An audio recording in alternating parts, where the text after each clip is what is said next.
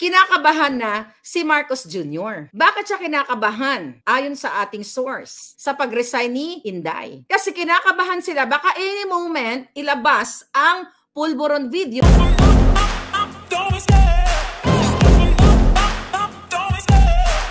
o yung mga pictures na nag-aadictus benedictus siya. Yan naman ang kinatatakutan niya. So, ngayon, ako sa nakikita ko dito, dahil dun sa aking mga source na nakausap ko na kailan ba itong magsasalta si Inday. O, ang sabi lang sa akin, Maharlika, be patient. May sariling timeline si Inday. And this is her timeline. So, ano yung timeline niya? Well, laging sorpresa naman yung kanyang timeline. Pero ang nakikita natin dito, hindi ito gagawa ng aksyon si Inday na magre-resign ng ganun-ganun na lang.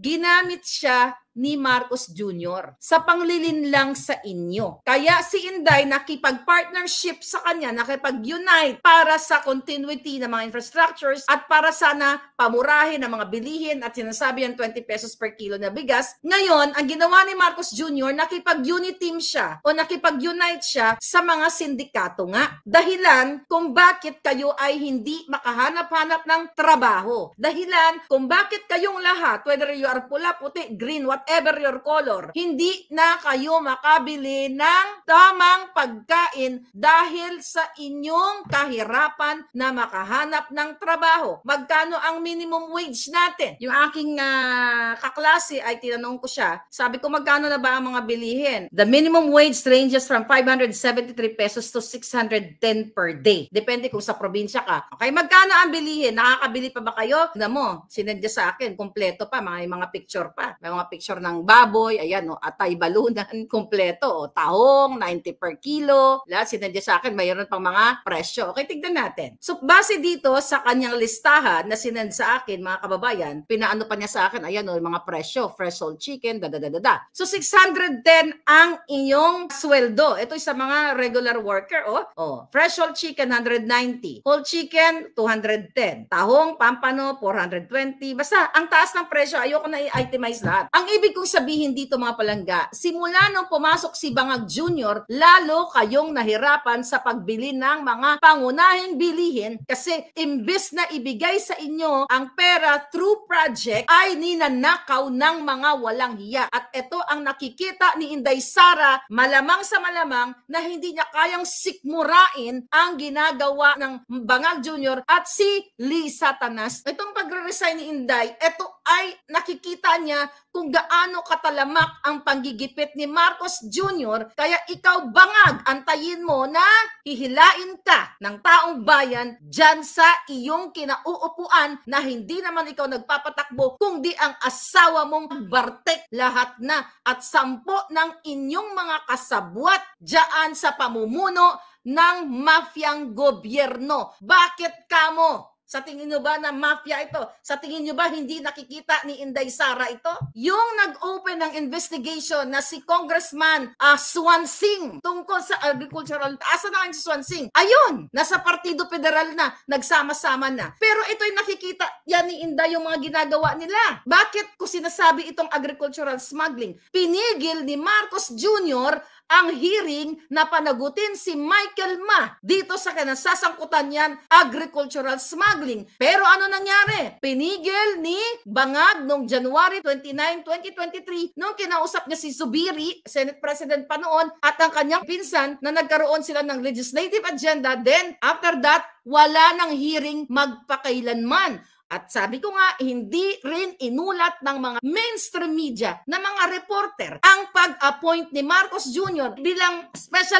envoy to China ni Michael Ma. Tinraider po kayo ng mainstream media. Tinaksilan kayo, di ba? Pinagtaksilan kayo at ito'y nakikita ni Inday Sara at siguro hindi yan na kayang sikmurain na kasama pa siya sa mafyang gobyerno. Tandaan ninyo, nung panahon ng 2022, ako ay Marcos ang nasa utak ko. Sabi ko nga, no, nung si Inday may sinasabing tatakbo na presidente. No, hindi si Inday, bata pa yan. Kasi sa kagustuhan ko na ang Marcos Jr. ang maupo dahil akala ko tuto pa rin niya yung mga pangako niya. Pero sabi nga ninyo, mga dilawan dyan, hindi na kayo natuto sa ating madilim na history. And now, tama kayo. Pero bakit kayo ay hindi natuto? Bakit ayaw nyo magsalita ang iba sa inyo? Eto na ang panahon para i-shoot sa kumunoy si Lisa Tanas dahil hindi po si Marcos Jr. ang nagpapatakbo ng Pilipinas, kundi si Lisa Ahas. Tignan nyo yung PTB4 na si Ana Puod na tinanggal nila dahil lang hindi na control, hindi na cover up kasi live yun yung pagharbat ni Lisa ng alak kay Chis Escudero. Tinanggal. Then nagrereklamo ito mga taga PTB4. Kaya nga sabi ko sa inyo, magsalita na kayo. Sabayan nyo na ito. Nakita nyo kung gaano kahalang ang kaluluwa, kung gaano kasindikato ang gobyerno ni Marcos Jr. Nagtatrabaho ka lang. Aagawin niya yung alak, then na-capture ng camera, tatanggalin nyo ngayon yung head ng department. Kung galit man kayo sa mukha ko, pero for sure, naniniwala kayo na kayo mismo, whether you are middle class o mayaman, hirap na hirap sa pagbayad ng kuryente. May nag-send nga sa akin bill sa kuryente kanina. Mga palangga ko, mga follower ko. Ano sabi sa akin? Ang bill lang daw nila dati nasa 2,000 pesos to 2,500, mga ganon. So ngayon 5,000 na. Bill computation, ayan 5,000, 55.50. Ang sabi sa akin, Miss Maharlika, dati nasa 2,500 lang po ang aming bill. Ngayon 5,000 na. Tumutok tayo dito sa government taxes na ito. Pagkalaki-laki 528, yan yung binubulsa ni Marcos Jr. at ng kanilang mga kasabwat, yan po ang ninanakaw nila sa inyo. So whether you are dilaw, pula, puti, unless na kayo ay bumubungkal ng pera, hindi kayo maaapektuhan sa pinagsasabi ko. Pero ang issue na ito ay issue nating lahat. Kahit ano pa ang political views mo, binaboy kayo ni Marcos Jr. ng kanyang asawa na Bartek. Ayan na, si Inday, baka mamuno na yan.